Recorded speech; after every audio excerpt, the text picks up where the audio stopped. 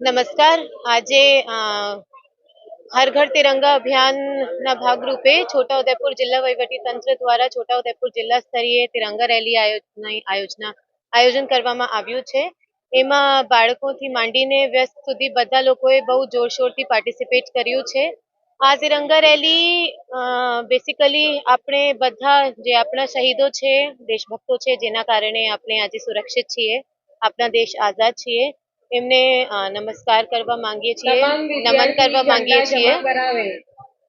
અને આપણી જે આવતી જનરેશન છે આ ભૂલી ના જાય કે આજે આપણે જ્યાં છીએ કોના કારણ છીએ. એના કારણે આપણે આ તિરંગા રેલીનું આયોજન કરવામાં આવ્યું છે. છોટાઉદેપુર જિલ્લાના બધા લોકોને હું વિનંતી કરું છું કે તમે પણ હર ઘર તિરંગા જે અભિયાન ચાલે છે સરકારના, એના ભાગરૂપે આપણા ઘરે એક એક તિરંગા લગાવો અને આ અભિયાનના પાર્ટ બનો. Thank you.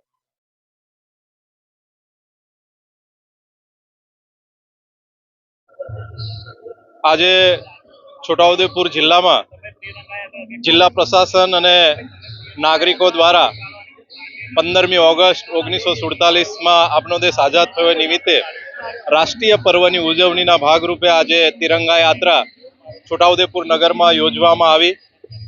ઓપરેશન સિંદૂર બાદ આ પહેલીવાર રાષ્ટ્રીય પર્વ આવે છે, એટલે દેશની જે તાકાત છે, દેશની જે લડવા માટેની જે તાકાત ઊભી થઈ છે એનો પરચો આખી દુનિયાને ભારતે બતાવ્યો છે.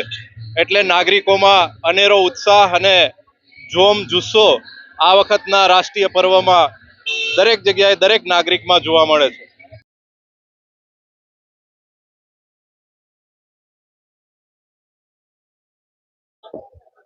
પંદરમી ઓગસ્ટ આપણા દેશને આઝાદીના સ્વતંત્ર પર્વ નિમિત્તે આજે છોટાઉદેપુર જિલ્લાની અંદર જિલ્લાના વહીવટી તંત્ર દ્વારા છોટાઉદેપુર નગરની અંદર ત્રિરંગા યાત્રા કાઢવામાં આવી. એમાં સરકારી કર્મચારી ભાઈઓ બહેનો અને શાળાની છોટાઉદેપુર નગરની શાળાના તમામ વિદ્યાર્થી ભાઈઓ બહેનો અને શાળાના પરિવારના તમામ શિક્ષક મિત્રોએ હાજરી આપી અને ખૂબ મોટી સંખ્યાની અંદર છોટાઉદેપુર નગરની અંદર ત્રિરંગા યાત્રા નીકળી છે.